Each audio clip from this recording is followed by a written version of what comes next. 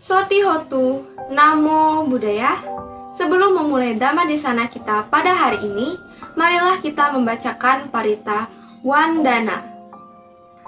Namo tassa bhagavato arahato sama sambuddhassa. Namo tassa bhagavato arahato sama sambuddhassa. Namo tassa bhagavato arahato sama sambuddhassa. Terpujilah Sang Bhagawa yang Maha Suci yang telah mencapai penerangan sempurna. Semoga dengan penyataan ini semua makhluk hidup berbahagia. Sadu, sadu, sadu. Hai semuanya, perkenalkan nama saya Ferbi dari kelas 12 Akuntansi 2. Puji syukur saya panjatkan kepada Tuhan Yang Maha Esa, Sang Bhagawa, serta Sang Triratna, karena berkat pancaran cinta kasih-Nya, kita sampai saat ini masih diberikan kesehatan dan rezeki yang berlimpah. Hari ini, saya akan menyampaikan materi Dhamma Desana mengenai hukum karma. Sobat Buddhis pasti sudah pernah mendengar kata karma. Kira-kira apa ya pengertian karma? Pengertian karma. Karma dalam bahasa Sanskerta atau kama dalam bahasa Pali berarti tindakan atau perbuatan. Perbuatan dapat dilakukan dengan pikiran, ucapan, dan perbuatan badan jasmani. Semua perbuatan memiliki dua sifat, yaitu sifat baik dan sifat buruk. Semua perbuatan terjadi pada umumnya didasari oleh suatu kehendak atau niat. Niat atau kehendak dalam agama Buddha disebut cetana. Pengertian karma menurut Buddha adalah semua perbuatan baik dan atau buruk yang dilakukan dengan pikiran, ucapan, dan perbuatan badan jasmani yang terjadi karena adanya cetana atau kehendak. Hukum karma adalah hukum mengenai perbuatan. Hukum karma disebut juga sebagai hukum sebab akibat. Secara sederhana, hukum sebab akibat berbunyi, semua sebab pasti menghasilkan akibat. Perbuatan yang dilakukan oleh para Buddha tidak dapat disebut karma, tetapi disebut kiriya. Kiriya artinya perbuatan yang dilakukan demi perbuatan baik itu sendiri. Peranan cetana. Cetana artinya niat, kehendak, dan keinginan untuk melakukan suatu perbuatan. Cetana berfungsi sebagai landasan terjadinya suatu karma. Perbuatan yang tanpa didasari oleh cetana tidak dapat disebut karma, karena tidak akan memberikan akibat moral apapun juga kepada pelakunya. Dalam kitab Anguttara Nikaya 3 ayat 415, Buddha bersabda, "O biku, kehendak untuk berbuat atau cetana itulah yang aku namakan karma. Sesudah berkehendak, orang lantas berbuat dengan badan jasmani, perkataan, ataupun pikiran." Buddha sendiri menyebutkan syarat suatu perbuatan dapat disebut karma, yaitu adanya niat atau cetana, perbuatan tersebut dilakukan dengan sengaja atau secara sadar, dan perbuatan tersebut telah terjadi. Pengelompokan karma. Karma umumnya dibagi menjadi dua macam, yaitu yang pertama, karma menurut cara terjadinya atau salurannya. Karma menurut salurannya terbagi menjadi tiga, yaitu manokama atau kama pikiran, yaitu semua perbuatan baik ataupun buruk yang dilakukan melalui pikiran. Contohnya rasa cinta kasih, belas kasih, benci, iri hati, dan lain-lain. Yang kedua, wacikama atau karma mulut, yaitu semua perbuatan baik ataupun buruk yang dilakukan melalui ucapan. Contohnya memberikan nasihat, berbicara kasar, dan sebagainya. Yang ketiga, kaya karma atau karma badan, yaitu semua perbuatan baik ataupun buruk yang dilakukan melalui perbuatan badan jasmani. Contohnya membantu orang yang sedang kesusahan, menyontek, berkelahi, dan sebagainya. Pembagian karma yang kedua yaitu karma menurut sifatnya. Karma menurut sifatnya terbagi menjadi dua, yaitu karma baik atau kusala kama, yaitu semua perbuatan baik yang dilakukan dengan pikiran, ucapan, dan perbuatan jasmani. Contohnya menolong makhluk hidup, berdana, dan sebagainya. Yang kedua, karma buruk atau akusala kama, yaitu semua perbuatan buruk atau jahat yang dilakukan dengan pikiran, ucapan, dan jasmani. Contohnya mencuri, berbohong, dan sebagainya. Apabila dihubungkan antara karma menurut sifatnya dan karma menurut salurannya, maka akan diperoleh bentuk-bentuk karma sebagai berikut. Kusala manokama atau karma baik pikiran, yaitu semua perbuatan baik yang dilakukan melalui pikiran. Contohnya mengembangkan rasa cinta kasih, empati, simpati, dan belas kasih. Yang kedua, kusala waci karma atau karma baik mulut, yaitu semua perbuatan baik yang dilakukan melalui ucapan. Contohnya memberikan nasihat, memberikan dhamma desana, dan berkata jujur apa adanya. Yang ketiga, kusala kaya kama, yaitu karma baik badan jasmani. Semua perbuatan baik yang dilakukan melalui badan jasmani, contohnya membantu orang tua, membantu orang yang sedang kesulitan, menolong hewan atau makhluk lain yang sedang sakitan, dan berdana. Yang keempat, akusala mano karma, karma buruk pikiran, yaitu semua perbuatan buruk atau jahat yang dilakukan melalui pikiran, contohnya perasaan dengki, benci, iri hati, dan serakah. Yang kelima, akusala wacikama atau karma buruk mulut, yaitu semua perbuatan buruk atau jahat yang dilakukan melalui ucapan.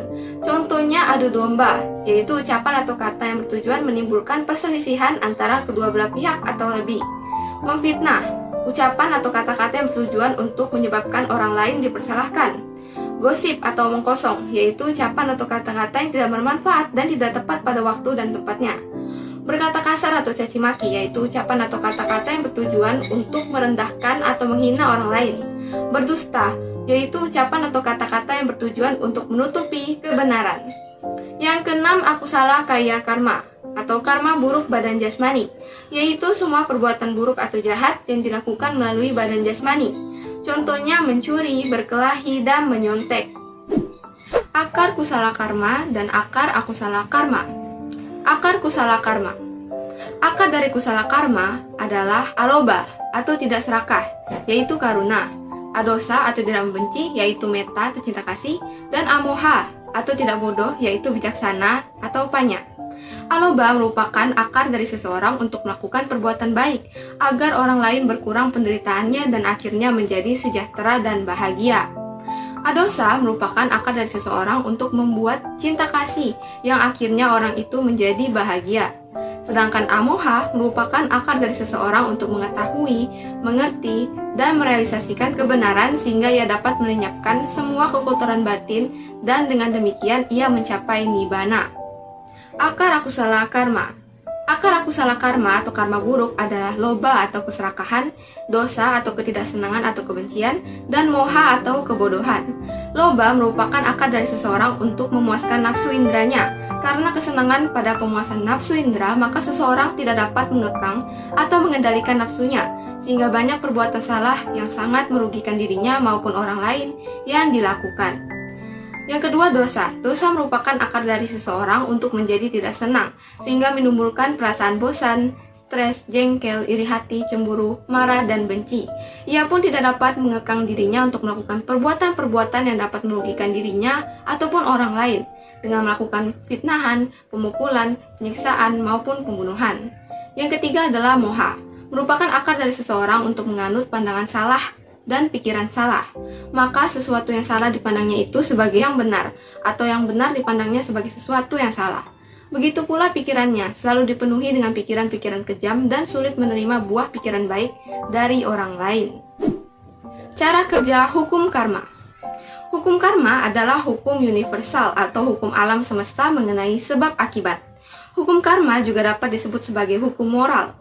Dalam aspeknya, sebagai hukum universal tentang hukum sebab akibat, hukum ini menerangkan bahwa segala sesuatu yang timbul, baik fisik maupun non-fisik, pasti mempunyai sebab akibat. Atau dengan kata lain, tiada sesuatu yang timbul tanpa sebab. Rumusan sebab akibat yang saling bergantungan adalah Ismamin Sati Idam Hoti, Imam Supada Idam Upajati, Imas Mirna Sati Idam Nahoti, Imasa Niroda Imam Nirujati. Dengan adanya ini, adanya itu. Dengan timbulnya ini, timbullah itu. Dengan tidak adanya ini, maka tidak adanya itu. Dengan lenyapnya ini, maka lenyaplah itu. Agama Buddha menggunakan hukum ini untuk menerangkan hakikat dari segenap alam semesta. Akan tetapi, hukum karma dalam aspeknya sebagai hukum universal merupakan turunan dari pengertian hukum sebab akibat. Nilai yang terpenting dalam hukum karma terletak pada aspeknya yang kedua, yaitu sebagai hukum moral. Dalam aspeknya yang kedua, hukum karma memberikan peranan yang penting dalam ajaran-ajaran agama Buddha mengenai etika seperti yang diajarkan dan yang ditekankan oleh Sang Buddha. Dalam aspek moral, ajaran hukum karma merupakan ajaran kembar dengan kelahiran kembali atau punarbawa. Menurut hukum sebab akibat ini, seseorang adalah hasil perbuatannya sendiri. Ia sendiri yang menyebabkan keberadaannya dan ia sendiri yang bertanggung jawab untuk masa depannya. Pada kelahiran yang lampau pun, seseorang telah menyatakan kehendaknya melalui perbuatan badan jasmani, ucapan maupun pikiran.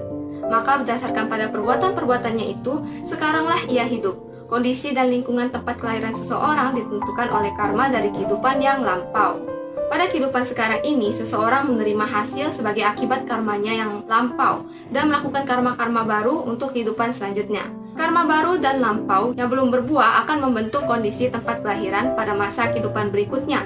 Setiap orang mempunyai kebebasan untuk melakukan karma baik dan karma buruk, serta akan menghasilkan karma yang tidak menyenangkan. Agar akibat karma buruk itu tidak terlalu berat atau tidak efektif, ia harus melakukan banyak perbuatan baik.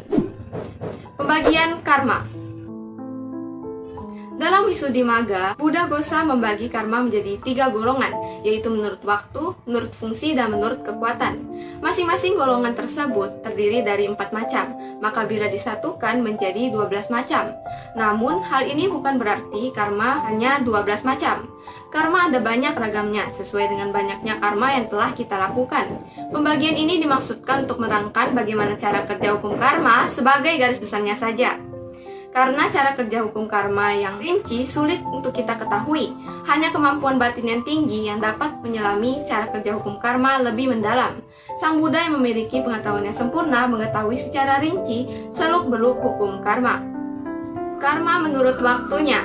Karma yang ditinjau dari segi waktu dalam menghasilkan akibatnya terdiri dari 4 macam. Yang pertama, Dita Dhamma Wedaniya Karma, adalah karma yang memberikan akibatnya pada masa kehidupan sekarang ini, atau dalam satu masa kehidupan. Jadi apa yang diperbuat oleh suatu makhluk, hasil dari perbuatannya itu diterima pada masa kehidupan yang sekarang. Yang kedua adalah Upajawedaniya Karma, yaitu karma yang akibatnya akan dialami dalam kehidupan setelah kehidupan sekarang ini. Hasil atau akibat karma ini tidak terjadi dalam kehidupan sekarang. Jadi, bila seseorang melakukan aksi atau perbuatan, ia akan menerima akibatnya tidak pada masa kehidupan yang sekarang, akan tetapi setelah ia meninggal dan bertumbuh lahir pada kehidupan berikutnya. Pada saat itulah ia menerima buah karmanya. Yang ketiga, Aparaparawedaniya Karma, yaitu karma yang akibatnya akan diterima pada masa kehidupan berikut, yang kedua, ketiga, atau seterusnya, dalam kehidupan-kehidupan berikutnya. Karma ini akan tetap ada dalam beberapa kehidupan berturut-turut. Aparaparawedaniya Karma ini dikatakan tidak akan pernah berakhir dan terus mengejar pelakunya tanpa mengenal lelah dan tidak akan pernah berhenti melakukan pengejaran sampai sang korban menjadi lelah. Tetapi sesungguhnya karena kekuatan karma hebat sekali, maka nampaknya tidak akan pernah melemah. Namun, setelah berkali-kali tidak berhasil membuahkan akibat pada banyak kelahiran, maka lama-kelamaan karma ini akan melemah dan akhirnya tidak memiliki kekuatannya lagi. Yang keempat adalah Ahosi Karma, yaitu karma yang tidak memberikan akibat, karena jangka waktu untuk memberikan akibat telah habis, atau karma tersebut telah menghasilkan akibatnya secara penuh sehingga kekuatannya habis sendiri. Dalam hal ini, perbuatan seseorang tidak sempat menghasilkan karmanya, karena tidak sempat untuk muncul terdesak oleh karma yang lebih kuat lainnya. Karma menurut fungsi. Dalam hal ini yang dimaksud adalah karma yang dihubungkan dengan fungsinya dalam menghasilkan akibat. Terdiri dari 4 macam, yaitu Janaka Karma, atau karma penyebab kelahiran. Adalah karma penghasil atau karma yang berfungsi menghasilkan. Tugas karma ini adalah menyebabkan kelahiran sesuai dengan keadaan dan sifatnya. Perbedaan-perbedaan yang terjadi dalam dunia manusia dan makhluk hidup tidak lain ditentukan oleh Janaka Karma. Misalnya cantik, tampan, kaya, miskin, cacat, sempurna, sakit-sakitan, dan lain-lain telah ditentukan oleh karma ini. Walaupun keadaannya tidak selalu akan berlangsung terus, karma ini dapat berubah tergantung pada usaha atau perbuatan kita sendiri. Jadi, Janaka Karma adalah karma yang berfungsi menghasilkan, yang tugasnya adalah menyebabkan kelahiran sesuai dengan macam-macam sifatnya. Menurut agama Buddha, apabila Janaka Karma telah menyebabkan suatu kelahiran, maka tugasnya telah selesai. Yang kedua, Upatambaka Karma, karma penguat, yaitu karma yang berfungsi membantu memperkuat apa yang telah dihasilkan oleh Janaka Karma sesuai dengan macam dan sifatnya. Jadi, apabila Janaka Karma ini baik, maka karma penguat ini membantu sehingga keadaannya menjadi lebih baik. Demikian pula sebaliknya. Yang ketiga, upapilaka karma atau karma pelemah adalah karma yang berfungsi mengurangi pengaruh dari apa yang telah dihasilkan oleh janaka karma, memperlama kekuatannya atau mempersingkat waktu dalam menghasilkan akibat. Yang keempat, upagataka karma atau karma penghancur adalah karma yang mempunyai kategori sama dengan karma pelemah. Fungsinya menentang, melenyapkan, atau menghancurkan kekuatan dari janaka karma. Karma ini mempunyai kekuatan lebih besar daripada karma pelemah. Karma menurut kekuatan. Dalam hal ini, karma dihubungkan dengan tingkat kekuatannya dalam menghasilkan suatu akibat. Terdiri dari 4 macam, yaitu yang pertama, garuka karma. Garuka karma adalah karma yang paling berat di antara karma lainnya. Karena sifatnya yang sangat kuat, karma macam ini akan menghasilkan akibat terlebih dahulu. Karma ini adalah karma yang berat dan serius, membawa efek dalam kehidupan yang sekarang maupun kehidupan yang akan mendatang. Selama karma ini masih menghasilkan buahnya, tidak ada karma lainnya yang akan berkesempatan untuk masak. Garuka karma terbagi menjadi 2 jenis, yaitu kusala garuka karma dan akusala garuka karma. Dalam bidang moralitas atau perbuatan baik atau kusala garuka karma adalah jana dan lain-lain. Sedangkan pada akusala garuka karma adalah dosa berat, terdiri dari 5 kejahatan yang segera berbuah, yaitu membunuh ibu kandung, membunuh ayah kandung, membunuh orang yang telah mencapai kesucian sempurna atau arahat, melukai atau membunuh sang Buddha, menyebabkan perpecahan dalam sangha atau wadah suci agama Buddha. Yang kedua adalah bahula karma atau acina karma. Bahula karma adalah karma yang sering dan berulang-ulang kali dilakukan oleh seseorang melalui badan jasmani, ucapan, dan pikiran, sehingga tertimbun dengan wataknya. Contoh dari karma ini adalah petani, tukang jagal, penari, pencopet, dan lain-lainnya. Karma kebiasaan ini akan memberikan akibatnya terlebih dahulu apabila seseorang tidak melakukan garuka karma. Yang ketiga adalah asana karma. Asana karma adalah karma yang diperbuat oleh seseorang pada saat menjelang kematian. Hal ini berupa sesuatu yang ia pikirkan atau dapat pula berupa perbuatan-perbuatan yang pernah dilakukan dahulu dalam masa kehidupan yang ia ingat kembali secara amat jelas pada saat ia berada pada ambang kematian. Yang keempat, katata karma. Katata karma adalah karma suatu perbuatan yang dilakukan berdasarkan kehendak tertentu, dan perbuatan ini dilakukan hanya sekali saja atau beberapa kali. Namun, bukan perbuatan yang dilakukan secara terus-menerus seperti pada bahula karma atau acina karma, atau dengan kata lain, semua perbuatan yang tidak termasuk dalam klasifikasi garuka karma. Bahula karma serta asana karma adalah dikelompokkan dalam katata karma. Berikut ini video bukti adanya hukum karma.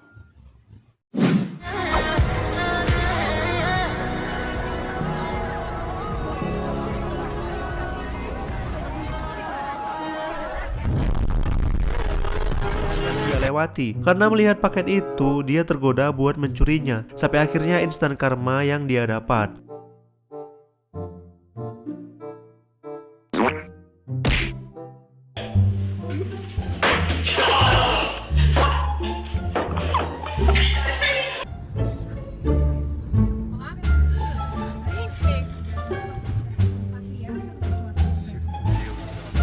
Jadi, video tersebut merupakan contoh jenis karma Dita Dhamma Wedania Kama, yaitu karma yang memberikan akibatnya pada masa kehidupan sekarang ini atau satu masa kehidupan.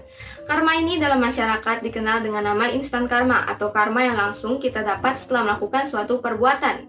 Dari video-video tersebut, kita dapat memahami bahwa jika kita melakukan suatu perbuatan pada seseorang, maka kita akan mendapatkan balasan setimpal dari apa yang kita perbuat. Oleh karena itu, janganlah berbuat jahat kepada orang karena karma sangatlah adil. Jika kamu tidak ingin disakiti, maka jangan menyakiti. Demikian Dhamma Desana kita pada hari ini. Apabila terdapat perkataan yang kurang berkenan, saya mohon maaf. Semoga Dhamma Desana ini dapat manfaat bagi semua pihak dan semoga dengan bertambahnya pengetahuan mengenai karma, semua makhluk hidup dapat memperbanyak perbuatan baik agar karma yang didapat juga akan baik. Sekian dari saya, terima kasih. Namo Buddhaya.